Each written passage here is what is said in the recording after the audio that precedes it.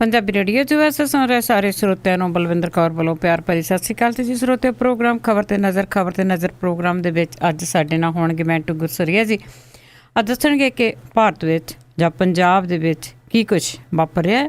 ਖਬਰਾਂ ਤੋਂ ਪਹਿਲਾਂ ਧੰਨਵਾਦ ਕਰਨਾ ਚਾਹੁੰਦੇ ਸਾਡੇ ਸਪੋਂਸਰ ਦਾ, ਖਾਲਸਾ ਇੰਸ਼ੋਰੈਂਸ ਏਜੰਸੀ ਵਾਲੇ, ਜੋ ਹਰ ਇੱਕ ਤਰ੍ਹਾਂ ਦੀ ਇੰਸ਼ੋਰੈਂਸ ਕਰਦੇ ਨੇ। ਘਰਾਂ, ਕਾਰਾਂ, ਟਰੱਕ, ਬਿਜ਼ਨਸ, ਹੋਟਲ, ਮੋਟਲ, ਅਪਾਰਟਮੈਂਟਾਂ ਦੀ ਇੰਸ਼ੋਰੈਂਸ ਕਰਦੇ ਨੇ। ਤੁਸੀਂ ਉਹਨਾਂ ਨੂੰ ਕਾਲ ਕਰ ਸਕਦੇ ਹੋ 4082722500। ਸਾਡੇ ਨਾਲ ਜੁੜ ਚੁੱਕੇ ਨੇ ਮੈਂਟੂ ਗੁਰਸਰੀਆ ਜੀ। ਸਤਿ ਸ਼੍ਰੀ ਅਕਾਲ, ਸਵਾਗਤ ਹੈ ਜੀ। ਸਤਿ ਸ਼੍ਰੀ ਅਕਾਲ ਜੀ। ਅੱਛਾ ਜੀ, ਸਭ ਤੋਂ ਪਹਿਲਾਂ ਆਪਾਂ ਗੱਲ ਕਰਦੇ ਹਾਂ, ਜਿਸ ਤਰ੍ਹਾਂ ਮਾਹੌਲ ਕਈ ਦਿਨਾਂ ਤੋਂ ਆਪਾਂ ਗੱਲ ਕਰਦੇ ਹਾਂ ਕਿ ਬੜਾ ਤਲਖ ਹੋਇਆ ਆ। ਇਸ ਤਲਖ ਮਾਹੌਲ ਦੇ ਵਿੱਚ ਹੀ MSN ਨੇ ਐਲਾਨ ਕੀਤਾ ਹੈ ਕਿ ਜਿਹੜੇ ਪਾਕਿਸਤਾਨ ਦੇ ਕਲਾਕਾਰ ਆ ਉਹ ਇੱਥੋਂ ਨਿਕਲ ਜਾਣ 48 ਘੰਟਿਆਂ ਦੇ ਵਿੱਚ, ਨਹੀਂ ਤਾਂ ਅਸੀਂ ਕੁੱਟਮਾਰ ਕਰਾਂਗੇ। ਦੇਖੋ, ਚਾਰ ਚੁਫੇਰੇ ਹਲਚਲ ਆ, ਬਾਰਡਰ ਤੇ ਵੀ ਆ, ਬਾਰਡਰ ਦੇ ਦੋਵਾਂ ਪਾਸਿਆਂ ਦੇ ਲੋਕਾਂ ਦੇ ਵਿੱਚ ਵੀ ਆ, ਲੋਕਾਂ ਦੇ ਮਨਾਂ 'ਚ ਵੀ ਆ। ਜਿਹੜੇ ਕੂਟਨੀਤੀ ਤੇ ਮਾਰ ਆ ਉਹਨਾਂ ਦੇ ਦਰਬਾਰ ਦੇ ਵਿੱਚ ਵੀ ਹਲਚਲ ਆ, ਚੁਫੇਰੇ ਹਲਚਲ ਆ। ਤੇ ਫਿਰ ਸਿਆਸਤ ਵੀ ਇਹਦੇ ਤੋਂ ਅਛੂਤੀ ਨਹੀਂ, ਸਿਆਸਤ ਦੇ ਵਿੱਚ ਵੀ ਇਹ ਹਲਚਲ ਹੁਣ ਵੇਖਣ ਨੂੰ ਮਿਲਦੀ ਪਈ ਆ। ਇਹ MNS ਵਾਲੇ ਆ ਜਿਹੜੇ, ਇਹਨਾਂ ਦਾ ਸਾਰਾ ਖਾਨਦਾਨ ਤੁਹਾਨੂੰ ਪਤਾ ਹੀ ਹੈ, ਬੜਾ ਮਸ਼ਹੂਰ ਹੈ, ਠਾਕਰੇ ਪਰਿਵਾਰ। ਇਹ ਬਾਅਦ 'ਚ ਦਫੇੜ ਹੋ ਗਿਆ, ਸ਼ਿਵ ਸੈਨਾ ਦੇ ਵਿੱਚੋਂ MNS ਨਿਕਲਾਈ, ਮਹਾਰਾਸ਼ਟਰ ਨਵ ਨਿਰਮਾਣ ਸੈਨਾ ਇਹਨੂੰ ਆਉਂਦੇ ਆ। ਇਹਨਾਂ ਦਾ ਜਿਹੜਾ ਏਜੰਡਾ ਆ ਉਹ ਬੜਾ ਕਲੀਅਰ ਕੱਟ ਆ, ਬੜਾ ਸਪਸ਼ਟ ਆ। ਇਹ ਫਿਰਕੂ ਲੋਕ ਆ, ਫਿਰਕੂ ਵਿਚਾਰਧਾਰਾ ਦੇ, ਜਿਨ੍ਹਾਂ ਨੇ ਆਪਣੀ ਦੁਕਾਨਦਾਰੀ ਹੈ ਜਿਹੜੀ ਉਹ ਰਾਸ਼ਟਰਵਾਦ ਦੇ ਨਾਂ ਤੇ ਖੁੱਲੀ ਹੋਈ ਹੈ ਤੇ ਚੱਲਦੀ ਵੀ ਖੂਬ ਆ। ਇਹਨਾਂ ਨੇ ਅੱਜ ਜਿਹੜਾ ਉਹ ਐਲਾਨ ਕਰ ਦਿੱਤਾ ਕਿ ਜਿਹੜੇ ਪਾਕਿਸਤਾਨ ਦੇ ਕਲਾਕਾਰ ਆ ਜਾਂ ਜਿਹੜੇ ਹੋਰ ਇੱਥੇ ਕੰਮ ਕਰਦੇ ਆ, ਉਹ 48 ਘੰਟੇ 'ਚ ਚੁੱਪਚਾਪ ਬਾਹਰ ਹੋ ਜਾਣ, ਨਹੀਂ ਤੇ ਫਿਰ ਅਸੀਂ ਚੁੱਕ ਕੇ ਛੱਡ ਦਿਆਂਗੇ। ਇਹ ਆਪਣੇ ਆਪ ਦੇ ਵਿੱਚ ਇੱਕ ਹੁਕਮ ਸੀ, ਇੱਕ ਆਦੇਸ਼ ਕਹਿ ਲਈਏ। ਜਿਵੇਂ ਹੀ ਇਹ ਐਲਾਨ ਕੀਤਾ ਇਹਨਾਂ ਨੇ, ਉਤਰਾ ਹੀ ਨਾਲ ਦੀ ਨਾਲ ਹਲਚਲ ਮਚ ਗਈ। ਖਾਸ ਤੌਰ ਤੇ ਉਹ ਲੋਕ ਭੈਭੀਤ ਹੋ ਗਏ ਜਿਹੜੇ ਤਾਰੋਂ ਪਾਰ ਆ ਕੇ, ਬਾਰਡਰੋਂ ਇੱਧਰ ਆ ਕੇ ਆਪਣਾ ਕੰਮ ਕਰਦੇ ਆ। ਕੋਈ ਫਿਲਮਾਂ 'ਚ ਕੰਮ ਕਰਦਾ ਹੈ, ਕੋਈ ਸੀਰੀਅਲਾਂ 'ਚ ਕੰਮ ਕਰਦਾ ਹੈ, ਕੋਈ ਪਰਦੇ ਦੇ ਪਿੱਛੇ ਫਿਲਮਾਂ ਸੀਰੀਅਲਾਂ ਨੂੰ ਕੋਈ ਮਿਊਜ਼ਿਕ ਕੰਪੋਜ਼ਰ ਹੈ, ਕੋਈ ਕੁਛ, ਕੋਈ ਸਾਜੀ ਹੈ, ਕੋਈ ਵਾਜੀ ਹੈ, ਕੋਈ ਤਰ੍ਹਾਂ ਦੇ ਕੰਮ ਕਰਦੇ। ਖਾਸ ਤੌਰ ਤੇ ਫਿਲਮ ਇੰਡਸਟਰੀ ਦੇ ਵਿੱਚ ਬਹੁਤ ਸਾਰੇ ਲੋਕ ਆ। ਤਾਂ ਉਹਨਾਂ ਦੇ ਵਿੱਚ ਇੱਕ ਡਰ ਦਾ ਮਾਹੌਲ ਜ਼ਰੂਰ ਪੈਦਾ ਹੋਇਆ। ਪਰ ਜੋ MNS ਨੇ ਇਹ ਐਲਾਨ ਕੱਢ ਮਾਰਿਆ, ਇਹ ਆਪਣੇ ਆਪ ਦੇ ਵਿੱਚ ਸਵਾਲ ਇੱਕ ਪੈਦਾ ਕਰਦਾ। ਸਾਡੇ ਸੰਵਿਧਾਨ ਤੇ ਵੀ ਇੱਕ ਸਵਾਲ ਉੱਠਦਾ ਹੈ ਕਿ ਇਹ ਲੋਕ ਆ ਜਿਹੜੇ, ਕਿ ਇਹ ਸੰਵਿਧਾਨ ਤੋਂ ਉੱਤੇ ਆ, ਕਿ ਇਹ ਸਰਕਾਰ ਤੋਂ ਉੱਤੇ ਆ। ਕਿਉਂਕਿ MNS ਨਾ ਤਾਂ 3 'ਚੋਂ, ਨਾ 13 'ਚੋਂ, ਨਾ ਟੋਕਰੀ 'ਚ, ਨਾ ਬੇਰਾ 'ਚ, ਨਾ ਪਲੇਰਾ 'ਚ, ਨਾ ਸਤੇਰਾ 'ਚੋਂ, ਇਹ ਤਾਂ ਕਿਤੇ ਹੈ ਹੀ ਨਹੀਂ। ਇਹ ਆਪਣੇ ਆਪ ਹੀ ਹੁਕਮ ਦਿੱਤੇ ਜਾਂਦੇ ਆ। ਇਹ ਕੇਂਦਰ ਸਰਕਾਰ ਕਹੇ ਕਿ ਭਾਈ ਜਿਹੜਾ ਪਾਕ ਸ਼ਹਿਰੀ ਹੈ ਉਹ ਇਸ ਮਾਹੌਲ ਦੇ ਵਿੱਚ ਇੱਥੇ ਜਿਹੜਾ ਮਹਿਫੂਜ਼ ਨਹੀਂ ਹੈ, ਉਹਦੀ ਜਾਨ ਮਾਲ ਦੀ ਹਿਫਾਜ਼ਤ ਕਰਨੀ ਹਾਲ ਦੀ ਘੜੀ ਮੁਸ਼ਕਿਲ ਆ। ਇਸ ਕਰਕੇ ਭਾਈ ਤੁਸੀਂ ਜਾਓ, ਆਪੋ ਆਪਣੇ ਇੱਕ ਵਾਰੀ ਘਰਾਂ ਨੂੰ ਜਾਓ, ਜਦੋਂ ਮਾਹੌਲ ਠੀਕ ਹੋ ਗਿਆ ਤੁਸੀਂ ਪਰਤ ਆਇਓ ਆਪਣੇ ਕੰਮਾਂ ਨੂੰ। ਇਹ ਤੇ ਆਦੇਸ਼ ਹੋਇਆ, ਹੁਕਮ ਹੋਇਆ। ਕੋਈ ਵੀਜ਼ਾ ਕੈਂਸਲ ਕਰੇ, ਕੋਈ ਇਸ ਤਰ੍ਹਾਂ ਦਾ ਹੁਕਮ ਕਰੇ, ਉਹ ਕੇਂਦਰ ਸਰਕਾਰ ਕਰੇ, ਵਿਦੇਸ਼ ਮੰਤਰਾਲਾ ਕਰੇ, ਅਸੀਂ ਮੰਨੀਏ। ਪਰ MNS ਕੌਣ ਹੁੰਦੀ ਹੈ? ਇਹਨਾਂ ਨੇ ਕੁਛ ਸਮਾਂ ਪਹਿਲਾਂ ਆ ਜਿਹੜੀ ਉੱਥੇ ਹੁੰਦੀ ਹੈ ਗਣੇਸ਼ ਉਤਸਵ ਦੇ ਮੌਕੇ ਤੇ ਜਿਹੜੀ ਖੇਡ ਖੇਡਦੇ ਆ, ਉਹਦੇ ਤੇ ਵੀ ਇਹਨਾਂ ਨੇ ਸੁਪਰੀਮ ਕੋਰਟ ਨੂੰ ਸਿੱਧੇ ਤੌਰ ਤੇ ਚੈਲੰਜ ਕਰ ਦਿੱਤਾ ਸੀਗਾ ਕਿ ਭਾਈ ਜਿਹੜਾ ਤੁਸੀਂ ਇਹ ਸਾਡੇ ਇਹ ਤਿਉਹਾਰਾਂ ਦੇ ਵਿੱਚ ਤੁਸੀਂ ਦਖਲਅੰਦਾਜ਼ੀ ਕਰਦੇ ਹੋ, ਇਹਨੂੰ ਬੰਦ ਕਰੋ, ਤੁਸੀਂ ਮਰਿਆਦਾ 'ਚ ਰਹੋ।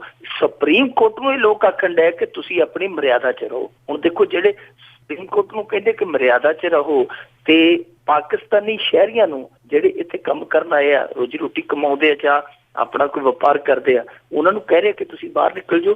ਹੁਣ ਇਹਨਾਂ ਨੂੰ ਫਿਰ ਮੰਨ ਲੈਣਾ ਚਾਹੀਦਾ ਕਿ ਇਹ ਸਰਕਾਰ ਤੋਂ ਵੀ ਉੱਤੇ ਨੇ, ਜੁਡੀਸ਼ਰੀ ਦੀ ਅਥਾਰਟੀ ਉਹਨਾਂ ਤੋਂ ਵੀ ਉੱਤੇ ਆ। ਇਹ ਫਿਰ ਆਪਣੇ ਆਪ ਦੇ ਵਿੱਚ ਇੱਕ ਸੰਵਿਧਾਨ ਹੋ ਗਏ, ਪਰ ਇਹ ਨਹੀਂ ਹੋਣਾ ਚਾਹੀਦਾ। MNS ਜੋ ਕਰਦੀ ਪਈ ਹੈ, ਉਹ ਮਾਹੌਲ ਜਿਹੜਾ ਅੱਗੇ ਬੜਾ ਖੁਸ਼ਕ ਹੋਇਆ ਪਿਆ, ਬੜਾ ਤਲਖ ਹੋਇਆ ਪਿਆ, ਉਹਦੇ 'ਚ ਹੋਰ ਕਸ਼ੀਦਗੀ ਘੁੱਲਣ ਵਾਲੀ ਗੱਲ ਹੋਣ ਡਈ ਹੈ। ਪਰ ਇਹ ਹੋ ਕਿਉਂ ਰਿਹਾ? ਵੇਖਣ ਵਾਲੀ ਗੱਲ ਹੁਣ ਇਹ ਹੈ ਕਿ ਮਾਹੌਲ ਤੇ ਦੇਖੋ ਦੋਵਾਂ ਪਾਸੇ ਬਹੁਤ ਘੁੱਟਣ ਵਾਲਾ, ਬਹੁਤ ਭੀੜਾ ਹੋਇਆ ਪਿਆ, ਸਾਰਾ ਕੁਛ ਤਣਾਅ ਆ। ਪਰ ਇਹਦੇ ਦਰਮਿਆਨ ਸਿਆਸਤ ਵੀ ਚੱਲਦੀ ਪਈ ਹੈ। ਹੁਣ ਇਹ ਲੋਕ ਹਮੇਸ਼ਾ ਜਿਹੜੀ ਆਪਣੀ ਸਿਆਸਤ ਹੈ ਉਹ ਫਿਰਕੂ ਫੌੜੀਆਂ ਤੇ ਰੇੜਦੇ ਆ। ਇਹ ਹੁਣ BMC ਚੋਣਾਂ ਦੇ ਵਿੱਚ ਜਾਣ ਲੱਗੇ ਆ। ਮੁੰਬਈ ਦੀ ਜਿਹੜੀ ਸਭ ਤੋਂ ਮਲਾਈਦਾਰ ਅਸਾਮੀ ਹੈ ਉਹ BMC ਹੈ, ਜਿਹਨੂੰ ਪਹਿਲਾਂ ਬੰਬੇ ਮਿਊਨਿਸਪਲ ਕਮੇਟੀ ਕਹਿ ਦਿੰਦੇ ਆ, ਉਹਦੇ ਵਿੱਚ ਇਹ ਸਫਲਤਾ ਹਾਸਲ ਕਰਨ ਲਈ MNS ਵਾਲੇ ਆ ਜਿਹੜੇ ਅੱਡੀ ਚੋਟੀ ਦਾ ਜ਼ੋਰ ਲਾਉਂਦੇ ਆ। ਤੇ ਇਹਨਾਂ ਨੂੰ ਲੱਗਦਾ ਇਹੀ ਹੈ ਕਿ ਅਸੀਂ ਹੁਣ ਮਰਾਠੇ ਹੋਣ ਦਾ, ਤੇ ਅੱਗੇ ਕੁਝ ਦਿਨ ਪਹਿਲਾਂ ਇਹਨਾਂ ਨੇ ਇੱਕ ਉੱਤਰ ਭਾਰਤੀ ਨੂੰ ਕੁੱਟ ਕੇ ਉੱਥੇ ਵਿਖਾ ਦਿੱਤਾ ਸੀ ਕਿ ਅਸੀਂ ਮਰਾਠੀ ਦੇ ਅਸੀਂ ਨੰਬਰਦਾਰ ਹਾਂ। ਹੁਣ ਇਹਨਾਂ ਨੇ ਇਹ ਕਹਿ ਕੇ ਵਿਖਾ ਦਿੱਤਾ ਉੱਥੇ ਲੋਕਾਂ ਨੂੰ ਕਿ ਅਸੀਂ ਦੇਸ਼ ਭਗਤ ਵੀ ਬਹੁਤ ਤਗੜੇ ਹਾਂ। ਸੋ ਇਹ ਸਾਰਾ ਕੁਛ ਕੀਤਾ ਜਿਹੜਾ ਉਹ ਆਪੋ ਆਪਣੇ ਲਾਭਾਂ ਲਈ ਜਾ ਰਿਹਾ ਹੈ। ਕੋਈ ਝੰਡਾ ਫੂਕਦਾ ਪਿਆ ਹੈ, ਕੋਈ ਬਿਆਨ ਦੇ ਰਿਹਾ, ਕੋਈ ਕੁਛ ਕਰ ਰਿਹਾ। ਪਰ ਇਹੋ ਜਿਹਾ ਮਾਹੌਲ ਜਦੋਂ ਬਣਿਆ ਹੋਇਆ, ਇਹਨਾਂ ਲੋਕਾਂ ਨੂੰ ਥੋੜਾ ਜਿਹਾ ਆਪਣਾ ਜਿਹੜਾ ਸਿਰ ਆ ਤੇ ਸਿਰ ਦੇ ਵਿੱਚ ਜਿਹੜਾ ਪੁਰਜਾ ਉਹਦੇ ਤੋਂ ਕੰਮ ਲੈਣਾ ਚਾਹੀਦਾ ਹੈ। ਜੇ ਇਸ ਤਰ੍ਹਾਂ ਦਾ ਇਹ ਕੁਛ ਕਰਨਗੇ, ਉਧਰ ਵੀ ਘੱਟ ਗਿਣਤੀ ਹੈ, ਹਿੰਦੂ ਭਾਈਚਾਰਾ ਵੀ ਹੈ, ਸਿੱਖ ਭਾਈਚਾਰਾ ਵੀ ਹੈ, ਫਿਰ ਉਹ ਵੀ ਤੰਗ ਕਰਨਗੇ। ਹਾਂ ਬਿਲਕੁਲ ਜੀ, ਪਰ ਇੱਥੇ ਗੜਬੜੀ ਕਰਾ ਕੇ ਬਹੁਤ ਸਾਰੇ ਲੋਕ ਖੁਸ਼ ਰਹਿੰਦੇ। ਤੇ ਅੱਗੇ ਆਪਾਂ ਗੱਲ ਕਰਦੇ ਹਾਂ ਜੀ ਸਾਬਕਾ DGP ਰਾਠੌਰ ਦੀ। ਤੇ ਉਹ ਜੇਲ੍ਹ ਤਾਂ ਨਹੀਂ ਜਾਏਗਾ, ਪਰ ਉਸ ਦੀ ਸੁਪਰੀਮ ਕੋਰਟ ਨੇ ਕਿਹਾ ਕਿ ਸਜ਼ਾ ਹੈ ਜਿਹੜੀ ਬਰਕਰਾਰ ਰਹੇਗੀ। ਇਹ ਜਿਹੜਾ ਮਾਮਲਾ ਹੈ ਜੀ, ਇਹ 90 ਦਹਾਕੇ 'ਚ ਸ਼ੁਰੂ ਹੋਇਆ ਸੀਗਾ ਤੇ ਹਿਸਾਬ ਲਾ ਲਓ ਕਿ ਸਦੀ ਉਹ ਬਦਲ ਗਈ। ਕਹਿੰਦੇ ਕਿ ਸਦੀ ਫਲਾਣੇ ਨੇ ਸਦੀ ਪਲਟਦੀ ਵੇਖੀ ਤੇ ਇਸ ਕੇਸ ਨੇ ਵੀ ਸਦੀ ਪਲਟਦੀ ਵੇਖ ਲਈ ਆ। 90 ਦੇ ਦਹਾਕੇ 'ਚ ਚੱਲਿਆ ਸੀ ਤੇ ਇੱਥੇ ਆ ਕੇ ਹੁਣ ਮੁੱਕਿਆ ਇਸ ਫੈਸਲੇ ਤੇ ਆ ਕਿ ਸੁਪਰੀਮ ਕੋਰਟ ਨੇ ਆਖਿਆ ਕਿ ਇਹ ਜਿੰਨੀ ਸਜ਼ਾ ਕੱਟ ਚੁੱਕਾ SPS ਰਾਠੌਰ ਹੈ, ਜਿਹੜਾ ਜਿੰਨੀ ਉਹਨੇ ਕੱਟੀ ਹੈ ਉਹਦੇ ਵਿੱਚ ਹੀ ਇਹਨੂੰ ਛੱਡਿਆ ਜਾਂਦਾ, ਪਰ ਇਹਨੂੰ ਬਰੀ ਨਹੀਂ ਕੀਤਾ ਜਾਂਦਾ। ਇਹਨੂੰ ਕਹਿੰਦੇ ਆ ਅੰਡਰਗਰਾਊਂਡ। ਮਤਲਬ ਕਿ ਤੁਸੀਂ ਕੇਸ ਦੇ ਵਿੱਚ ਕੁਝ ਸਜ਼ਾ ਕੱਟੀ ਹੈ, ਅਦਾਲਤ ਉਸ ਸਜ਼ਾ ਨੂੰ ਬਹੁਤ ਮੰਨਦੀ ਹੈ ਕਿ ਠੀਕ ਹੈ, ਕਾਫੀ ਹੈ, ਫਿਰ ਉਹਨੂੰ ਕਹਿ ਦਿੰਦੇ ਕਿ ਅੰਡਰਗਰਾਊਂਡ ਕਰ ਦਿੱਤੀ, ਤੈਨੂੰ ਕੱਟੀ ਕਟਾਈ 'ਚ ਛੱਡ ਦਿੱਤਾ, ਬਰੀ ਨਹੀਂ ਕਿਹਾ ਜਾ ਸਕਦਾ। ਪਰ ਇਹ ਮਸਲਾ ਇਹ ਹੈ ਕਿ ਜਿਹੜੀ ਸਜ਼ਾ ਉਹਨੇ ਕੱਟੀ ਹੈ ਰਾਠੌਰ ਨੇ, ਉਹ ਕੱਟੀ ਹੈ ਮਹਿਜ਼ 70 ਦਿਨਾਂ ਦੀ, ਲਾ ਲਓ ਕਿ 2.5 ਮਹੀਨਿਆਂ ਦੀ। ਹੁਣ ਦੇਖੋ 70 ਦਿਨਾਂ ਦੀ ਕੈਦ, ਪਰ ਇਸ ਮਸਲੇ ਦੀ, ਇਸ ਕੇਸ ਦੀ ਜੇ ਆਪਾਂ ਪਿਛੋਕੜ ਨੂੰ ਫਰੋਲੀਏ ਤੇ ਫੇਰ ਲੱਗਦਾ ਕਿ ਨਾਕਾਫੀ ਹੈ, ਕਿਉਂਕਿ ਇਹ ਬੰਦਾ DGP ਦੇ ਅਹੁਦੇ ਤੱਕ ਪਹੁੰਚਿਆ। ਨਾਲ ਇਹ ਟੈਨਿਸ ਐਸੋਸੀਏਸ਼ਨ ਦਾ ਮੁਖੀ ਹੁੰਦਾ ਸੀ ਉਦੋਂ, ਚੰਡੀਗੜ੍ਹ ਟੈਨਿਸ ਐਸੋਸੀਏਸ਼ਨ ਦਾ। 14-15 ਸਾਲ ਦੀ ਇੱਕ ਕੁੜੀ ਸੀ ਰੁਚਿਕਾ ਗਿਰੋਤਰਾ, ਬਹੁਤ ਉੱਭਰਦੀ ਟੈਨਿਸ ਸਟਾਰ ਸੀ ਉਸ ਸਮੇਂ ਦੀ। ਇਸ ਬੰਦੇ ਨੇ ਉਹਨੂੰ ਲਗਾਤਾਰ ਫਿਜ਼ੀਕਲੀ ਅਸੌਲਟ ਵੀ ਕੀਤਾ, ਉਹਨੂੰ ਮੈਂਟਲੀ ਟੌਰਚਰ ਵੀ ਕੀਤਾ, ਬਹੁਤ ਜ਼ਿਆਦਾ ਕਹਿ ਲਈਏ ਕਿ ਇਹਨੇ ਉਹਦੇ ਨਾਲ ਜ਼ੁਲਮ ਸਿਤਮ ਕੀਤਾ। ਅਖੀਰ ਉਹਨੇ ਖੁਦਕੁਸ਼ੀ ਕਰ ਲਈ 14-15 ਸਾਲ ਦੀ ਉਮਰ ਦੇ ਵਿੱਚ। ਗੱਲ ਨੱਪੀ ਗਈ ਸੀ, ਪਰ ਕਿਉਂਕਿ ਉਹ ਕੁੜੀ ਬਹੁਤ ਦੁਖੀ ਹੋ ਕੇ ਇਹ ਕਦਮ ਚੁੱਕ ਕੇ ਗਈ ਸੀ, ਉਹਨੇ ਆਪਣੀ ਇੱਕ ਸਹੇਲੀ ਨੂੰ ਇਹ ਸਾਰੀ ਗੱਲ ਦੱਸੀ ਸੀ। ਫਿਰ ਉਹਦੀ ਸਹੇਲੀ ਦੇ ਕਹਿ ਲਈਏ ਕਿ ਮਨੋਵਾਜ ਆਈ ਕਿ ਮੈਨੂੰ ਇਹ ਲੜਾਈ ਲੜਨੀ ਚਾਹੀਦੀ ਹੈ।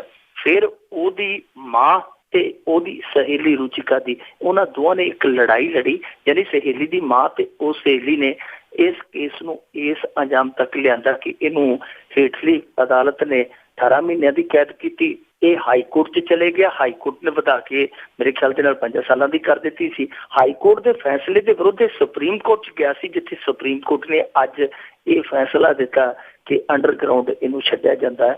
ਪਰ 70 ਦਿਨਾਂ ਦੀ ਦੇਖੋ, ਸੁਪਰੀਮ ਕੋਰਟ ਦੇ ਅੱਗੇ ਅਸੀਂ ਹੁਣ ਕੁਛ ਹੋਰ ਕਰ ਤਾਂ ਸਕਦੇ ਨਹੀਂ। ਹਾਂ, ਟੀਕਾ ਟਿੱਪਣੀ ਅਸੀਂ ਜ਼ਰੂਰ ਕਰ ਸਕਦੇ ਹਾਂ, ਪਰ ਇਸ ਮਸਲੇ ਦੀ, ਇਸ ਕੇਸ ਦੀ ਗੰਭੀਰਤਾ ਨੂੰ ਵੇਖਦਿਆਂ ਹੋਇਆਂ 70 ਦਿਨਾਂ ਦੀ ਕੈਦ 'ਚ ਛੁਟਕਾਰਾ ਕਰ ਦੇਣਾ, ਉਹ ਮੇਰੇ ਖਿਆਲ ਦੇ ਨਾਲ ਇਨਸਾਫ ਨਹੀਂ ਹੈ। ਜੀ ਬਿਲਕੁਲ। ਅਪਰਾਧ ਜਿਹੜਾ ਤੁਸੀਂ ਦੱਸਿਆ ਵੀ ਬਹੁਤ ਗੰਭੀਰ ਸੀਗਾ। ਤੇ ਅੱਗੇ ਆਪਾਂ ਗੱਲ ਕਰਦੇ ਜੀ ਵਿਸ਼ਵ ਕਬੱਡੀ ਕੱਪ ਦੀ। ਸੁਖਬੀਰ ਬਾਦਲ ਨੇ ਐਲਾਨ ਕੀਤਾ ਕਿ ਇਸ ਦਾ ਨਾਂ ਹੋਵੇਗਾ ਅੰਬੇਦਕਰ ਦੇ ਨਾਂ ਤੇ। ਸੁਖਬੀਰ ਸਿੰਘ ਬਾਦਲ ਵੀ ਹੁਣ ਚੰਗਾ ਕੁਛ ਕਾਰੋਬਾਰੀ ਹੋਣ ਦੇ ਨਾਲ ਸਿਆਸੀ ਦਾਅਵੇ 'ਚ ਵੀ ਸਿੱਖ ਗਿਆ, ਸਿਆਸੀ ਗੁਰ ਵੀ ਸਿੱਖ ਗਿਆ ਆਪਣੇ ਪਿਤਾ ਸਰਦਾਰ ਪ੍ਰਕਾਸ਼ ਸਿੰਘ ਬਾਦਲ ਤੋਂ। ਬਾਦਲ ਦੀ ਸੰਗਤ ਦੇ ਵਿੱਚ ਰਹਿ ਕੇ ਤੇ ਇਹਨਾਂ ਦੀਆਂ ਜਿਹੜੇ ਮੱਝਾਂ ਨੂੰ ਪੱਠੇ ਪਾਉਣ ਵਾਲੇ ਸੀ, ਉਹ ਵੀ ਅੱਜ ਕੱਲ੍ਹ ਚੰਗੇ ਤਗੜੇ ਸਿਆਸਤਦਾਨ ਬਣੇ ਪਏ ਆ। ਸੁਖਬੀਰ ਸਿੰਘ ਬਾਦਲ ਫਿਰ ਵੀ ਉਹਨਾਂ ਦੇ ਫਰਜ਼ਾਂਦੇ ਆ। ਜਿਵੇਂ ਜਿਵੇਂ ਸਮਾਂ ਨੇੜੇ ਆਇਆ, ਉਵੇਂ ਉਵੇਂ ਪੱਤੇ ਪਿਓ ਪੁੱਤ ਜਿਹੜੇ ਆ ਖੋਲਦੇ ਜਾਂਦੇ ਆ। ਹੁਣ ਇਹਨਾਂ ਨੇ ਅੱਜ ਨਵਾਂ ਐਲਾਨ ਕਰ ਦਿੱਤਾ ਕਿ ਜਿਹੜਾ ਅਸੀਂ ਵਿਸ਼ਵ ਕਬੱਡੀ ਕੱਪ ਕਰਾਵਾਂਗੇ, ਜਿਹੜਾ ਕਿ 6ਵਾਂ ਹੈ, ਉਸ ਵਿਸ਼ਵ ਕਬੱਡੀ ਕੱਪ ਦਾ ਜਿਹੜਾ ਨਾਂ ਹੋਏਗਾ ਬਾਬਾ ਸਾਹਿਬ ਭੀਮ ਰਾਓ ਅੰਬੇਦਕਰ ਦੇ ਨਾਮ ਤੇ ਹੋਏਗਾ। ਤੇ ਇਹ ਨਹੀਂ, ਨਾਲ 2600 ਜਿਹੜੀਆਂ ਅਸੀਂ ਸਰਕਾਰੀ ਦਵਾਖਾਨੇ, ਜਿਹੜੇ ਦਵਾਈਆਂ ਦੀਆਂ ਦੁਕਾਨਾਂ, ਮੈਡੀਕਲ ਸਟੋਰ ਜਿਹੜੇ ਖੋਲਣ ਜਾ ਰਹੇ ਹਨ, ਉਹਨਾਂ ਦਾ ਨਾਮਕਰਨ ਵੀ ਹੈ ਜਿਹੜਾ ਉਹ ਬਾਬਾ ਸਾਹਿਬ ਭੀਮ ਰਾਓ ਅੰਬੇਦਕਰ ਦੇ ਨਾਮ ਤੇ ਰੱਖਿਆ ਜਾਏਗਾ। ਯਾਨੀ ਦਲਿਤ ਪ੍ਰੇਮ ਸੁੱਤਾ ਹੋਇਆ, ਜਿਹੜਾ ਸਾਲਾਂ ਤੋਂ ਸੁੱਤਾ ਹੋਇਆ ਸੀ, ਉਹ ਅਚਾਨਕ ਜਾਗਿਆ ਤੇ ਉਹਨੇ ਕਰਵਟ ਲਈ। ਫਿਰ ਉਹ ਬਾਹਰ ਆਇਆ ਤੇ ਫਿਰ ਉਹਨੇ ਇਹ ਐਲਾਨ ਕਰ ਦਿੱਤੇ ਆ। ਪਰ ਐਲਾਨਾਂ ਦੇ ਨਾਲ ਕੀ ਹੁੰਦਾ ਹੈ, ਦੇਖੋ ਕੰਧ ਤੇ ਜੇ ਆਪਾਂ ਰੋਟੀ ਦੀ ਫੋਟੋ ਬਣਾ ਦਈਏ ਤੇ ਭੁੱਖੇ ਦੀ ਜਿਹੜੀ ਭੁੱਖ ਥੋੜੀ ਲੈ ਜਾਣੀ ਆ। ਭੁੱਖੇ ਦੀ ਭੁੱਖ ਤੇ ਤ੍ਰਿਪਤ ਜਿਹੜੀ ਆ ਰੋਟੀ ਖਾਣ ਦੇ ਨਾਲ ਹੋਣੀ ਹੈ। ਜੇ ਉਹਦੇ ਪੇਟ 'ਚ ਜਾਏਗੀ, ਭਾਵੇਂ ਉਹਦੀ ਥਾਲੀ 'ਚ ਰੱਖ ਦਿਓ, ਕੰਧ ਤੇ ਬਣਾ ਕੇ ਉਹਦੀ ਫੋਟੋ ਰੱਖ ਦਿਓ, ਭੁੱਖ ਨਹੀਂ ਮਰਨੀ। ਦਲਿਤਾਂ ਨੂੰ ਇਹਨਾਂ ਚੀਜ਼ਾਂ ਦਾ ਕੋਈ ਲਾਭ ਨਹੀਂ। ਹਾਂ, ਇਹ ਇੱਕ ਖੁਸ਼ਾਮਦ ਹੈ, ਖੁਸ਼ਾਮਦ ਕਰਨ ਦੀ ਕੋਸ਼ਿਸ਼ ਹੈ, ਵੋਟਰਾਂ ਨੂੰ ਭਰਮਾਉਣ ਦੀ ਇੱਕ ਚਾਲ ਹੈ ਜੋ ਸਿਆਸਤ ਲੰਮੇ ਸਮੇਂ ਤੋਂ ਚੱਲਦੀ ਆਈ ਹੈ। ਪਰ ਦਲਿਤਾਂ ਦਾ ਇੱਥੇ ਹਾਸ਼ਰ ਕੀ ਹੋਇਆ ਹੈ, ਤੁਹਾਨੂੰ ਯਾਦ ਹੋਏਗਾ ਭੀਮ ਕਾਂਡ, ਆਪਾਂ ਬਹੁਤ ਉਹਦੀਆਂ ਖਬਰਾਂ ਕੀਤੀਆਂ ਸਨ ਜਦੋਂ ਵਾਪਰਿਆ ਸੀ ਅਬੋਹਰ ਦੇ ਵਿੱਚ। ਉੱਥੇ ਜਿਹੜਾ ਭੀਮ ਕਾਂਡ ਵਾਪਰਿਆ ਸੀ ਉਹ ਇਹਨਾਂ ਦੇ ਆਪਣੇ ਸਾਜੇ ਇੱਕ ਨੇਤਾ ਦੇ ਰੈਸਟ ਹਾਊਸ ਦੇ ਵਿੱਚ ਵਾਪਰਿਆ ਸੀ। ਤੇ ਉਸ ਬੰਦੇ ਦੀ ਗ੍ਰਿਫਤਾਰੀ ਜਿਹੜੀ ਹੈ ਉਹ ਬਹੁਤ ਜ਼ੋਰ ਲਾ ਕੇ, ਅੱਡੀ ਚੋਟੀ ਦਾ ਜ਼ੋਰ ਲਾ ਕੇ ਫਿਰ ਹੋਈ ਸੀ।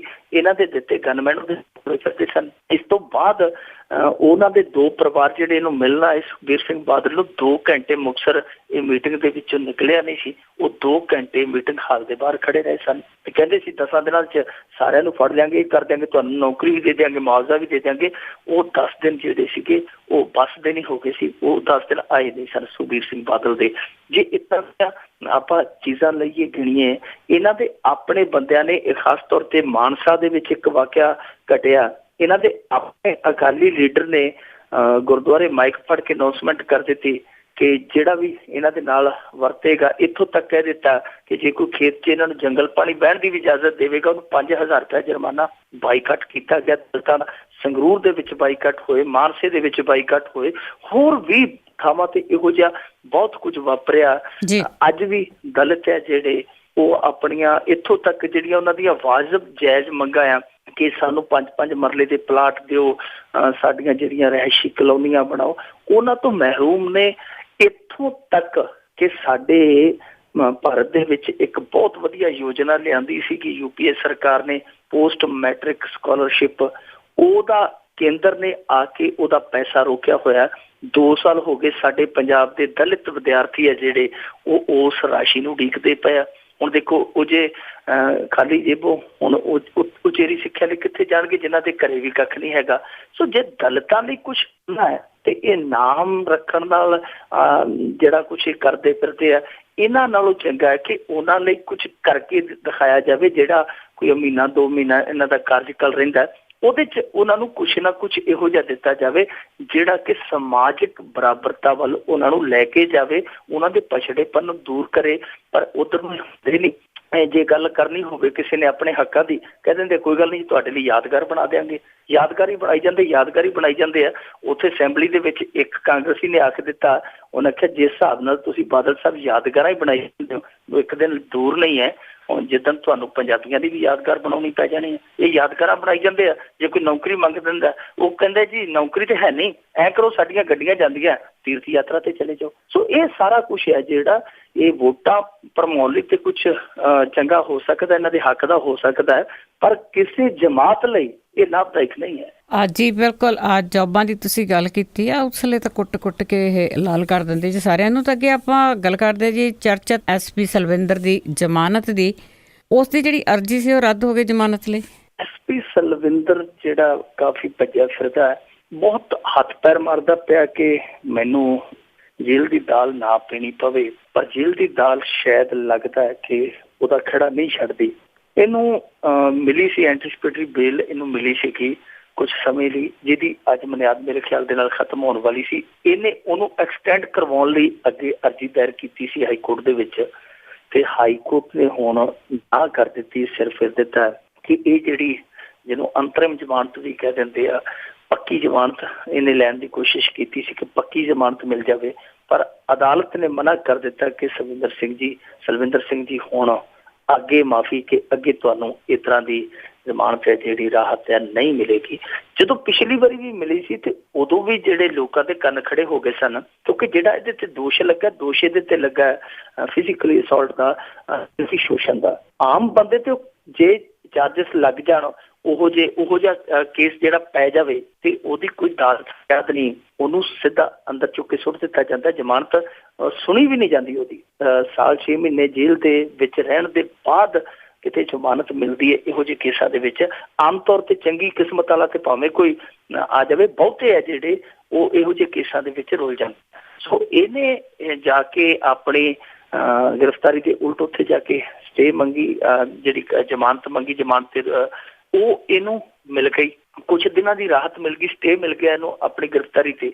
ਸਾਰੇ ਹੈਰਾਨ ਸਨ ਕਿ ਏਡਾ ਗੰਭੀਰ ਮਸਲਾ ਹੈ, ਇਹਨੂੰ ਸਟੇ ਮਿਲ ਕਿਵੇਂ ਗਿਆ। ਉਦੋਂ ਲੋਕਾਂ ਨੇ ਕਿੰਤੂ ਪ੍ਰੰਤੂ ਵੀ ਬਹੁਤ ਕੀਤਾ ਸਿਸਟਮ ਤੇ, ਪਰ ਹੁਣ ਸ਼ਾਇਦ ਅਦਾਲਤ ਨੇ ਇਸ ਚੀਜ਼ ਨੂੰ ਸਮਝ ਲਿਆ, ਗੰਭੀਰਤਾ ਨਾਲ ਲਿਆ ਕਿ ਇਹਦਾ ਰੈਂਕ, ਇਹਦਾ ਜਿਹੜਾ ਇਹਦਾ ਇੱਕ ਕੈਰੀਅਰ ਹੈ ਤੇ ਕੈਰੀਅਰ ਤੇ ਇਹਦੇ ਜਿਹੜੇ ਵਿਵਾਦ ਆ, ਬਦਨਾਮੀਆਂ ਜਿਹੜੀਆਂ, ਉਹਨਾਂ ਸਾਰੀਆਂ ਚੀਜ਼ਾਂ ਨੂੰ ਵੇਖ ਕੇ ਸ਼ਾਇਦ ਅਦਾਲਤ ਨੇ ਹੁਣ ਇਹ ਸਾਫ਼ ਕਰ ਦਿੱਤਾ ਕਿ ਅੱਗੇ ਜ਼ਮਾਨਤ ਨਹੀਂ ਮਿਲੇਗੀ। ਜੇ ਅਗਲੀ ਕੋਰਟ ਹੈ ਜਿਹੜੀ ਇਸ ਤੋਂ ਬਾਅਦ ਕੋਈ ਇਹ ਅਪੀਲ ਪਾਉਂਦਾ ਹੈ, ਜਿਹੜਾ ਇਹਦਾ ਹੱਕ ਆ, ਕੋਈ ਅਪੀਲ ਪਾਉਂਦਾ ਨਹੀਂ ਹਾਸਲ ਕਰ ਪਾਉਂਦਾ ਜ਼ਮਾਨਤ, ਤੇ ਫਿਰ ਇਹਦੇ ਲਈ ਸਾਰੇ ਦਰਵਾਜ਼ੇ ਬੰਦ ਹੋ ਜਾਣਗੇ, ਫਿਰ ਇਹਦੀ ਗ੍ਰਿਫਤਾਰੀ ਹੋ ਜਾਣੀ ਆ। ਇਹਦੇ ਤੇ ਦੋਸ਼ ਇਹੀ ਹੈ ਕਿ ਕਿਸੇ ਕੇਸ ਦੇ ਮਾਮਲੇ 'ਚ ਇਹਦੇ ਕੋਈ ਇਨਵੈਸਟੀਗੇਸ਼ਨ ਆਈ ਸੀ, ਇਹ ਇਨਵੈਸਟੀਗੇਸ਼ਨ ਕਰਦਾ ਕਰਦਾ ਬੀਬੀ ਦੀ ਕੋਈ ਹੋਰ ਇਨਵੈਸਟੀਗੇਸ਼ਨ ਕਰਨ ਲੱਗ ਪਿਆ। ਇਹਨੇ ਕਿਸੇ ਬੀਬੀ ਨੂੰ ਜਿਨਸੀ ਸ਼ੋਸ਼ਿਤ ਕੀਤਾ, ਬਾਅਦ ਦੇ ਵਿੱਚ ਉਹਦੀ ਸ਼ਿਕਾਇਤ ਆਈ, 1-2 ਸਾਲ ਤੋਂ ਪਈ ਰਹੀ, ਪਰ ਬਾਅਦ ਦੇ ਵਿੱਚ ਜਦੋਂ ਇਹਦੇ ਪਲੰਦੇ ਖੁੱਲੇ ਵਿੱਚ ਉਹ ਸ਼ਿਕਾਇਤ ਵੀ ਖੁੱਲ ਗਈ ਤੇ ਉਹ ਕੇਸ ਜਿਹੜਾ ਦਰਜ ਹੋ ਗਿਆ। ਇਕੱਲਾ ਉਹ ਕੇਸ ਹੀ ਨਹੀਂ, ਇਹਦੀਆਂ ਆਪਣੇ ਮਹਿਕਮੇ ਦੀਆਂ 4-5 ਮੁਲਾਜ਼ਮਾਂ ਨੇ ਇਹਦੇ ਤੇ ਦੋਸ਼ ਲਾਇਆ ਇਹੋ ਜਿਹਾ। ਸੋ ਸਲਵਿੰਦਰ ਹੈ ਜਿਹੜਾ ਸ਼ੁਰੂ ਤੋਂ ਹੀ ਇਹੋ ਜਿਹਾ ਰਿਹਾ, ਪਰ ਹੁਣ ਸਲਵਿੰਦਰ ਹੈ ਜਿਹੜਾ, ਹੋ ਸਕਦਾ ਕਿ ਆਉਣ ਵਾਲੇ ਦਿਨਾਂ 'ਚ ਸਲਵਿੰਦਰ ਨੂੰ ਕਿਹਾ ਜਾਵੇ ਕਿ ਸਲਵਿੰਦਰ ਚੱਲ ਅੰਦਰ। ਜੀ ਬਿਲਕੁਲ, ਚਾਹੀਦੇ ਤਾਂ ਇਸ ਤਰ੍ਹਾਂ ਦੇ ਅੰਦਰ ਹੀ ਆ। ਅੱਗੇ ਆਪਾਂ ਗੱਲ ਕਰਦੇ ਹਾਂ ਜੀ, ਭਾਜਪਾ ਦੇ ਇੱਕ MP ਨੇ ਕੇਜਰੀਵਾਲ ਤੇ ਉਸਦੇ ਪਰਿਵਾਰ ਨੂੰ ਗਾਲਾਂ ਕੱਢੀਆਂ। ਦੇਖੋ, ਇਹ ਸਾਡੇ ਭਾਰਤ ਦੀ ਸਿਆਸਤ ਜਿਹੜੀ ਆ ਉਹ ਇੱਕ ਵੱਖਰੇ ਪਾਸੇ ਨੂੰ ਤੁਰ ਪਈ ਹੈ, ਜਿਹਨੂੰ ਆਪਾਂ ਨਿਵਾਣ ਵਾਲਾ ਪਾਸਾ ਕਹਿ ਸਕਦੇ, ਤੇ ਨਿਵਾਣ ਵੀ ਹੈ ਜਿਹੜੀ ਉਹ ਨਿਵਾਣਾ ਤੋਂ ਨੀਵੀਂ ਹੈ। ਚੜ੍ਹਦੇ ਤੋਂ ਚੜ੍ਹਦਾ ਜਿਹੜਾ ਸਕੈਂਡਲ ਹੈ ਉਹ ਤੇ ਵੇਖਦੇ ਸਾਂ। ਪਹਿਲਾਂ ਘੁਟਾਲੇ ਇਸ ਭਾਰਤੀ ਸਿਆਸਤ ਨੂੰ ਬਹੁਤ ਜ਼ਿਆਦਾ ਬਦਨਾਮ ਕਰਕੇ ਗਏ, ਰੁਸਵਾ ਕਰਕੇ ਗਏ, ਬਾਅਦ ਦੇ ਵਿੱਚ ਹੁਣ ਸਕੈਂਡਲਾਂ ਨੇ ਇਹਦੀ ਜੜ ਕੱਢ ਦਿੱਤੀ। ਪਰ ਜੋ ਭਾਸ਼ਾ ਜਿਹਦਾ ਆਪਾਂ ਜਾਬਤਾ ਕਹਿੰਦੇ ਆ, ਭਾਸ਼ਾ ਜਾਬਤਾ ਜਿਹੜੀ ਹੁੰਦੀ ਹੈ, ਖਾਸ ਤੌਰ ਤੇ ਇੱਕ ਲੀਡਰ ਦਾ ਮੀਰੀ ਗੁਣ ਕਿਹਾ ਜਾਂਦਾ, ਜਿਹੜਾ ਉਸ ਮਾਮਲੇ ਦੇ ਵਿੱਚ ਤੇ ਹੁਣ ਤੱਕ ਟੁੱਟਦੇ ਜਾਂਦੇ ਆ। ਕਿਸੇ ਦਾ ਕੋਈ ਆਪਣੇ ਆਪ ਤੇ ਸਵੈ ਸੰਜਮ ਨਹੀਂ ਹੈ, ਕਿਸੇ ਦਾ ਆਪਣੀ ਭਾਸ਼ਾ ਤੇ ਕੰਟਰੋਲ ਨਹੀਂ ਹੈ। ਅੱਜ ਜੋ ਕੁਝ ਸੁਣਨ ਨੂੰ ਮਿਲਿਆ ਇੱਕ MP ਦੀ ਜ਼ੁਬਾਨ ਤੋਂ ਅਰਵਿੰਦ ਕੇਜਰੀਵਾਲ ਪ੍ਰਤੀ, ਉਹਦੇ ਪਰਿਵਾਰ ਪ੍ਰਤੀ ਸਿਰ ਸ਼ਰਮ ਨਾਲ ਝੁਕਾ ਜਾਂਦਾ ਹੈ। ਪਰ ਅਫਸੋਸ, ਨਾ ਤੇ ਪਹਿਲੀ ਵਾਰੀ ਹੋਇਆ, ਨਾ ਆਖਰੀ ਵਾਰ ਹੋਇਆ, ਨਾ ਇਹ ਰੁਕਦਾ ਤੇ ਨਾ ਕੋਈ ਰੋਕਣ ਦੀ ਕੋਸ਼ਿਸ਼ ਕਰਦਾ ਪਿਆ। ਅਸਲ ਦੇ ਵਿੱਚ ਰਮੇਸ਼ ਵਿਥੋੜੀ ਜਿਹੜਾ ਮਾਰਚ ਕਰਦਾ ਪਿਆ ਸੀਗਾ ਦਿੱਲੀ ਦੇ ਵਿੱਚ, ਉਹਨੇ ਉਸ ਮਾਰਚ ਕਰਦਿਆਂ ਭਾਸ਼ਣ ਦੇ ਦੌਰਾਨ ਅਰਵਿੰਦ ਕੇਜਰੀਵਾਲ ਨੂੰ ਗੰਦ ਬਕਣਾ ਸ਼ੁਰੂ ਕਰ ਦਿੱਤਾ। ਅਰਵਿੰਦ ਕੇਜਰੀਵਾਲ ਤੱਕ ਹੀ ਨਹੀਂ, ਵਿਥੋੜੀ ਰਿਹਾ, ਉਹਨੇ ਇਹਦੀ ਧੀ ਤੇ ਇਹਦੀ ਪਤਨੀ ਨੂੰ ਵੀ ਬਹੁਤ ਗੰਦੀਆਂ ਗਾਲਾਂ ਕੱਢੀਆਂ। ਉਹ ਇੰਨੀਆਂ ਗੰਦੀਆਂ ਗਾਲਾਂ ਨੇ ਕਿ ਕੋਈ ਚੈਨਲ ਉਹਨੂੰ ਟੈਲੀਕਾਸਟ ਨਹੀਂ ਕਰ ਸਕਿਆ ਉਸ ਭਾਸ਼ਣ ਨੂੰ, ਕੋਈ ਜਿਹੜਾ ਪੱਤਰਕਾਰ ਆ ਮਾਈਕ ਤੇ ਉਹ ਦੱਸ ਨਹੀਂ ਸਕਿਆ। ਇੰਨੀਆਂ ਉਹ ਗੰਦੀਆਂ ਗਾਲਾਂ ਇਹਨੇ ਬਕੀਆਂ ਆਪਣੇ ਮੂੰਹ ਤੋਂ। ਪਰ ਅਫਸੋਸ ਇਸ ਗੱਲ ਦਾ ਕਿ ਨਾ ਤੇ ਉਸ ਬੰਦੇ ਨੂੰ ਕੋਈ ਮੌਕੇ ਤੇ ਰੋਕਣ ਵਾਲਾ ਸੀ, ਤੇ ਨਾ ਹੀ ਇਸ ਤੋਂ ਬਾਅਦ ਕਿਸੇ ਭਾਜਪਾ ਵਾਲੇ ਨੇ ਕਿਹਾ ਕਿ ਭਾਈ ਤੂੰ ਆਪਣੀ ਜ਼ੁਬਾਨ ਨੂੰ ਲਗਾਮ ਦੇ। ਕੇਜਰੀਵਾਲ ਨਾਲ ਕੋਈ ਸਿਆਸੀ ਵਿਰੋਧਤਾ ਹੋ ਸਕਦੀ ਹੈ, ਕੋਈ ਵਿਚਾਰਧਾਰਕ ਵਿਰੋਧਤਾ ਹੋ ਸਕਦੀ ਹੈ, ਉਹਦੀ ਬੱਚੀ ਦਾ ਕੀ ਗੁਨਾਹ ਹੈ, ਉਹਦੀ ਪਤਨੀ ਦਾ ਕੀ ਗੁਨਾਹ ਆ।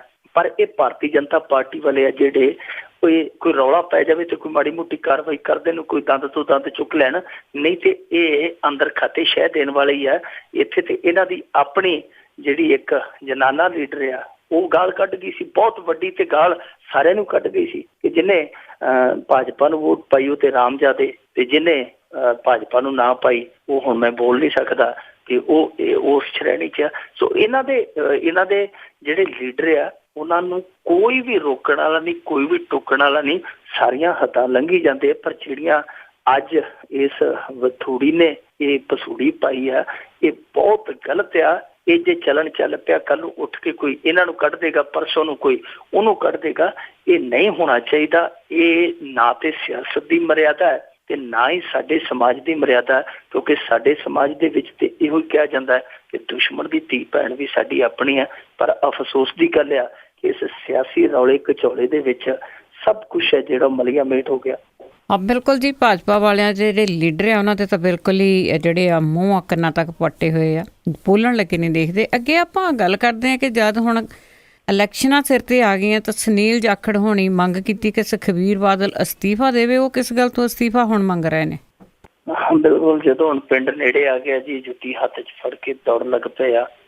ਅਸਲ ਦੇ ਵਿੱਚ ਪਹਿਲਾਂ ਤੇ ਕਾਂਗਰਸ ਹੈ ਜਿਹੜੀ ਉਹ ਆਰਾਮ ਹੀ ਕਰਦੀ ਰਹੀ 8-9 ਸਾਲ। ਬਾਅਦ ਦੇ ਵਿੱਚ ਜਦੋਂ ਬਿਲਕੁਲ ਪਿੰਡ ਨੇੜੇ ਆ ਗਿਆ ਤੇ ਫਿਰ ਜੁੱਤੀ ਹੱਥ 'ਚ ਫੜ ਲਈ, ਭੱਜਣ ਦਾ ਚਿੱਤਾ ਆ ਗਿਆ। ਹੁਣ ਇਹਨਾਂ ਨੂੰ ਹਰੇਕ ਮੁੱਦਾ ਹੈ ਜਿਹੜਾ ਉਹ ਇੰਨਾ ਕੁ ਭਾਰੀ, ਇਹਨਾਂ ਨੂੰ ਲੱਗਦਾ ਕਿ ਸਰਕਾਰ ਹੈ ਜਿਹੜੀ ਸਸਪੈਂਡ ਕਰ ਦੇਣੀ ਚਾਹੀਦੀ ਹੈ, ਸੁਖਬੀਰ ਸਿੰਘ ਬਾਦਲ ਨੂੰ ਅਸਤੀਫਾ ਦੇ ਦੇਣਾ ਚਾਹੀਦਾ। ਅਸਲ ਦੇ ਵਿੱਚ ਅੱਜ ਜਾਖੜ ਸਾਹਿਬ ਜਗਦੀਸ਼ ਗਗਨੇਜਾ ਦੇ ਹਮਲੇ ਤੋਂ ਬਾਅਦ ਹੋਈ ਮੌਤ ਦੇ ਸੰਦਰਭ 'ਚ ਕਹਿ ਰਹੇ ਸਨ, ਉਹ ਆਖ ਰਹੇ ਸਨ ਕਿ ਇਹ ਸਰਕਾਰ ਦੀ ਬਹੁਤ ਵੱਡੀ ਫੇਲੀਅਰ ਹੈ, ਅਮਨ ਕਾਨੂੰਨ ਦੀ ਜਿਹੜੀ ਇੱਕ ਬਹੁਤ ਵੱਡੀ ਹਾਰ ਆ। ਇਸ ਹਾਰ ਦੇ ਬਲ ਤੇ ਇਹ ਸੁਖਬੀਰ ਸਿੰਘ ਬਾਦਲ ਜਿਹੜੇ ਕਿ ਇੱਥੋਂ ਦੇ ਹੋਮ ਮਿਨਿਸਟਰ ਵੀ ਹੈ ਸੂਬੇ ਦੇ, ਉਹਨਾਂ ਨੂੰ ਨੈਤਿਕਤਾ ਦੇ ਆਧਾਰ ਤੇ ਅਸਤੀਫਾ ਦੇ ਦੇਣਾ ਚਾਹੀਦਾ ਹੈ।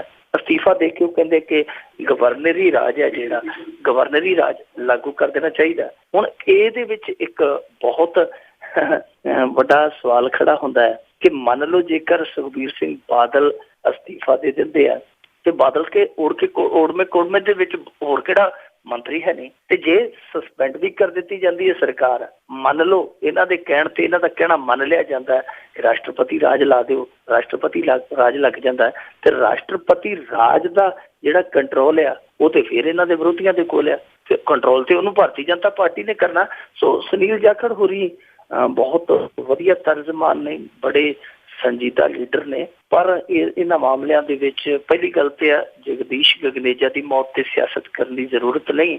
ਪਰ ਕਿਉਂਕਿ ਸਿਆਸੀ ਲੋਕ ਹੈ ਜਿਹੜੇ, ਸਿਆਸੀ ਹਸਤੀਆਂ ਜਿਹੜੀਆਂ, ਉਹ ਆਪਣੇ ਕਾਰਜਾਂ ਤੋਂ ਮਜਬੂਰ ਨੇ, ਆਪਣੇ ਕੰਮਾਂ ਤੋਂ ਮਜਬੂਰ ਹੈ, ਰਿਹਾ ਨਹੀਂ ਜਾਂਦਾ। ਪਰ ਜੇ ਉਹ ਇਹੋ ਜਿਹੀ ਮੰਗ ਕਰਦੇ ਤੇ ਇਸ ਮੰਗ ਦਾ ਆਧਾਰ ਕੋਈ ਨਹੀਂ। ਪਰ ਹਾਂ, ਇਸ ਗੱਲ ਦੇ ਵਿੱਚ ਕੋਈ ਸ਼ੱਕ ਨਹੀਂ ਹੈ ਕਿ ਪੰਜਾਬ ਸਰਕਾਰ ਦੀ ਹੈ ਜਿਹੜੀ, ਇਸ ਮਾਮਲੇ ਦੇ ਵਿੱਚ ਨਾਕਾਮੀ ਇਹ ਆ ਕਿ ਇਹਨਾਂ ਦੀ ਜਿਹੜੀ ਪੰਜਾਬ ਪੁਲਿਸ, ਜਿਹਨੂੰ ਕੈਨੇਡਾ ਦੀ ਪੁਲਿਸ ਤੋਂ ਬੈਸਟ ਐਲਾਨ ਚੁੱਕਿਆ ਸਿਕੰਦਰ ਸਿੰਘ ਮਲੂਕਾ, ਉਹਦੇ ਕੋਲ ਦੀਨਾ ਨਗਰ ਦੇ ਹਮਲੇ ਦੀ ਜਾਂਚ ਤੇ ਪਈ ਹੈ, ਪਰ ਜਿਹੜੀ ਗਗਨੇਜਾ ਦੇ ਮਾਮਲੇ ਦੀ ਜਾਂਚ ਸੀ ਉਹ ਝੱਟੋ ਹੱਥ ਖੜੇ ਕਰ ਗਈ ਕਿ ਨਹੀਂ ਜੀ ਸਾਡੇ ਕੋਲੋਂ ਨਹੀਂ ਹੁੰਦੀ, CBI ਤੋਂ ਕਰਵਾ ਲਓ। ਇਹ ਆਪਣੇ ਆਪ ਦੇ ਵਿੱਚ ਬੜੀ ਦਿਲਚਸਪ ਕਹਾਣੀ ਸੀ। ਔਰ ਦੂਜੀ ਗੱਲ ਇਹ ਕਹਿੰਦੇ ਕਿ ਨੈਤਿਕਤਾ ਦੇ ਆਧਾਰ ਤੇ ਅਸਤੀਫਾ। ਹੁਣ ਜੇ ਨੈਤਿਕਤਾ ਦਾ ਪੈਮਾਨਾ ਆਪਾਂ ਇਹ ਪਮੈਸ਼ ਹੈ ਜਿਹੜੀ ਮਾਪਣ ਲੱਗ ਪਈਏ, ਤੇ ਨੈਤਿਕਤਾ ਤੇ ਫਿਰ ਉਦੋਂ ਵੀ ਚਾਹੀਦੀ ਸੀ ਜਦੋਂ 2G ਘੁਟਾਲਾ ਹੋਇਆ, ਕੋਲ ਘੁਟਾਲਾ ਹੋਇਆ, ਕਾਮਨਵੈਲਥ ਗੇਮ ਘੁਟਾਲਾ ਹੋਇਆ। ਪਤਾ ਹੀ ਨਹੀਂ ਇੰਨਾ ਘੁਟਾਲਾ ਹੋਇਆ ਕਿ ਸਾਰੇ ਕਹਿੰਦੇ ਸਨ ਕਿ ਕਾਲਾ ਮਾਲਾ ਹੀ ਹੋ ਗਿਆ ਸਰਕਾਰ ਦਾ, ਤੇ ਜਿਹੜਾ ਕੰਮ ਹੀ ਇਹੋ ਰਹਿ ਗਿਆ। ਉਦੋਂ ਨੈਤਿਕਤਾ ਨਹੀਂ ਜਾਗੀ। ਨੈਤਿਕਤਾ ਜੇ ਵਾਕਈ ਸਿਆਸਤ ਦੇ ਵਿੱਚ ਹੁੰਦੀ ਤੇ ਜਿਸ ਦਿਨ ਬੇਅਦਬੀ ਦੀਆਂ ਘਟਨਾਵਾਂ ਵਾਪਰੀਆਂ ਨੇ, ਜਿਸ ਦਿਨ ਫਰੀਦਕੋਟ ਕਾਂਡ ਵਾਪਰਿਆ, ਜਿਸ ਦਿਨ ਸ਼ਹਿਟਾ ਕਾਂਡ ਵਾਪਰਿਆ, ਬਹੁਤ ਸਾਰੇ ਕਾਂਡ ਵਾਪਰਿਆ ਜਿਨ੍ਹਾਂ ਦੇ ਵਿੱਚ ਨੈਤਿਕਤਾ ਜਾਗ ਸਕਦੀ ਸੀ। ਪਰ ਦੋ ਚੀਜ਼ਾਂ ਜਿਹੜੀਆਂ, ਨੈਤਿਕਤਾ ਤੇ ਸੱਚਾਈ, ਸ਼ਾਇਦ ਸਾਡੀ ਰਾਜਨੀਤੀ ਦੇ ਵਿੱਚੋਂ ਮਨਫੀ ਹੋ ਚੁੱਕੀਆਂ ਹੈ ਨਹੀਂ। ਜੀ ਬਿਲਕੁਲ। ਤੇ ਅੱਗੇ ਆਪਾਂ ਸੂਬਾ ਸਰਕਾਰ ਦੇ ਹੈਲੀਕਾਪਟਰਾਂ ਦੀ ਗੱਲ ਕਰੀਏ ਕਿ ਇਹ ਜਿਹੜਾ ਮਾਮਲਾ ਸਦਾ ਹੀ ਭਖਿਆ ਰਹਿੰਦਾ, ਕਿਤੇ ਨਾ ਕਿਤੇ ਇਹਦੀ ਗੱਲ ਆਉਂਦੀ ਰਹਿੰਦੀ ਆ, ਤੇ ਹੁਣ ਇਹ ਮੁੱਦਾ ਸੁਪਰੀਮ ਕੋਰਟ ਦੇ ਵਿੱਚ ਜਾ ਗੁੰਜਿਆ ਜੀ। ਇਹ ਪ੍ਰਸ਼ਾਂਤ ਭੂਸ਼ਣ ਹੋਰੀ ਸੁਪਰੀਮ ਕੋਰਟ ਦੇ ਵਿੱਚ ਮਾਮਲਾ ਲੈ ਕੇ ਗਏ ਤੇ ਸੁਣਵਾਈ ਹੈ ਜਿਹੜੀ ਉਹ ਸੁਪਰੀਮ ਕੋਰਟ ਨੇ ਮਨਜ਼ੂਰ ਕਰ ਲਈ ਹੈ। ਉਹ ਕਹਿੰਦੇ ਕਿ ਨਵੰਬਰ ਦੇ ਵਿੱਚ ਇਹਦੇ ਤੇ ਸੁਣਵਾਈ ਹੋਏਗੀ, ਜਾਨੀ ਜਿਹੜੀ ਪਟੀਸ਼ਨ ਹੈ ਉਹ ਮਨਜ਼ੂਰ ਕਰ ਲਈ ਗਈ ਹੈ। ਇਹ ਜਿਹੜੀ ਪਟੀਸ਼ਨ ਪਾਈ ਗਈ ਹੈ ਪ੍ਰਸ਼ਾਂਤ ਭੂਸ਼ਣ ਹੋਰਾਂ ਵੱਲੋਂ, ਉਹਨੂੰ ਆਧਾਰ ਬਣਾਇਆ ਗਿਆ ਜਿਹੜੀ ਕੈਗ ਦੀ ਰਿਪੋਰਟ ਆ। ਕੈਗ ਦੀ ਰਿਪੋਰਟ ਦੇ ਵਿੱਚ ਇਹ ਖੁਲਾਸਾ ਹੋਇਆ ਸੀਗਾ ਕਿ ਜਿਹੜਾ ਹੈਲੀਕਾਪਟਰ ਪੰਜਾਬ ਸਰਕਾਰ ਨੇ ਖਰੀਦਿਆ, ਜਿਹੜਾ 38 ਕਰੋੜੀ ਹੈ, ਉਹਦੀ ਖਰੀਦੋ ਫਰੋਖਤ ਦੇ ਵਿੱਚ ਕਿਤੇ ਨਾ ਕਿਤੇ ਗੜਬੜੀ ਹੈ। ਇਹਨਾਂ ਨੇ ਬੈਲ 439 ਹੈਲੀਕਾਪਟਰ ਖਰੀਦਿਆ ਸੀ 2012 ਦੇ ਵਿੱਚ, ਉਹਦੇ ਤੇ 38 ਕਰੋੜ ਰੁਪਇਆ ਇਹਨਾਂ ਨੇ ਖਰਚਿਆ ਸੀ।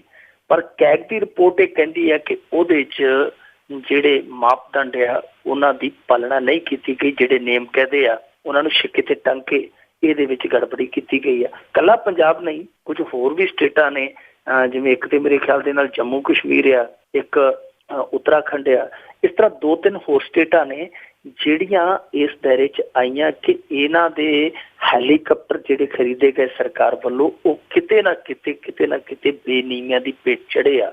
ਯਾਨੀ ਇਹਨਾਂ ਦੀਆਂ ਉਡਾਣਾਂ ਜਿਹੜੀਆਂ ਉਹ ਕਹਿ ਲਈਏ ਤੇ ਬੇਨੀਮੀਆਂ ਦੇ ਫੰਗਾਂ ਤੇ ਹੋ ਰਹੀਆਂ ਨੇ। ਹੁਣ ਜੇ ਇਹ ਅੱਗੇ ਜਾਂਚ ਵੱਧ ਜਾਂਦੀ ਹੈ, ਜਾਂਚ ਪੜਤਾਲ ਹੋ ਜਾਂਦੀ ਹੈ, ਸੁਪਰੀਮ ਕੋਰਟ ਕਿਉਂਕਿ ਨਵੰਬਰ 'ਚ ਸੁਣਵਾਈ ਕਰੇਗੀ, ਜੇ ਹੁੰਦੀ ਵੀ ਹੈ ਤਾਂ ਮੇਰੇ ਖਿਆਲ ਦੇ ਨਾਲ ਉਹਨਾਂ ਚਿਰ ਤੱਕ ਇੱਥੇ ਚੋਣ ਅਖਾੜਾ ਪੱਕ ਜਾਏਗਾ।